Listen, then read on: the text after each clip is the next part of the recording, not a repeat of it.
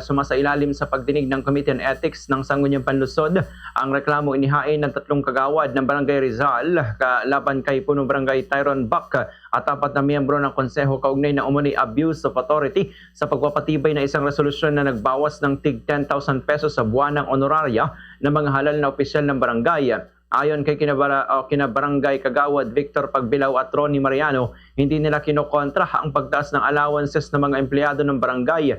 Nila ang kanilang kinukwestiyon ay ang naging desisyon ng konseho na bawasan ang honorarya ng mga elected officials.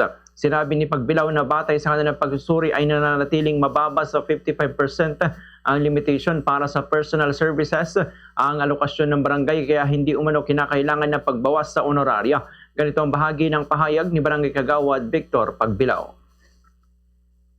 Kung ang tinutukoy mo, yung pinal naming reklamo sa City Council, ito ay sa pag-decrease, pagbawas ng honorarium ng mga elected official plus yung treasurer and secretary ng 10,000 each. So ibig sabihin, lahat kami pantay-pantay na binawasan ng 10,000 including the barangay captain.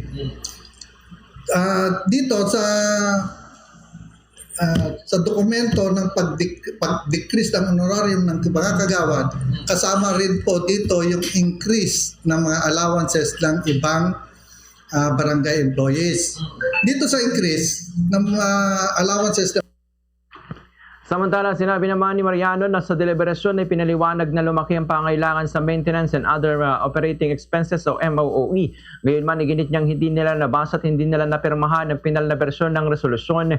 Anya kabilang ang mga lubagda sa naturang resolusyon sa mga sinama nila sa reklamong inihain. Sa panig naman ni Punong Barangay Tyrone Buck, sinabi nitong ang resolusyon ay dumaan sa deliberasyon at inaprobahan ng mayorya ng konseho matapos sa isa-isang tanungin ang mga miyembro. Ayon sa kanyang panukalang bawasan ng honorarya ay inihain upang magkaroon ng sapat na pondo para sa MOOE at sa pagtaas ng allowances ng mga empleyado ng barangay, kabilang ang mga volunteer, barangay health workers, mga miyembro ng lupon na tagapamayapa at di pa pang kawani. Ipinaliwanag din ni Buck na matapos maibawas sa barangay budget ang mga mandatory allocation para sa Sangguniang Kabataan, Calamity Fund, mga programa para sa senior citizens at persons with disabilities, at 20% at the Development Fund, ang natitirang pondo ang paghahatian ng personal services at MOOE na ayon sa kanya ay hindi na sapat upang matugunan ang lahat ng gastusin ng barangay.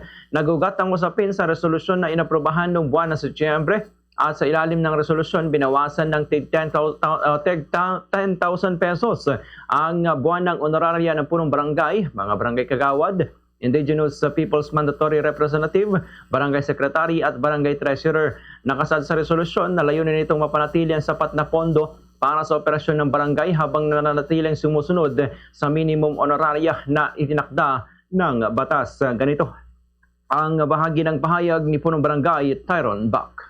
Nasa committee hearing niya upang pag-usapan kung ano ba ang opinion at ano ba ang pananaw ng City Council at ganoon din mga ahensya ng gobyerno natin. Ang pangyayari po na yon ay last year, September 5, 2025, may isa tayong council sa katawan ni Kagawad Efraim Magallones. Nagpanukala siya sa barangay session namin na sabi niya, ang panunungkulan namin na dapat 2 years lang. So na-extend kami. Nagdagan kami ng panibagong taon. Sabi nga niya, bonus na.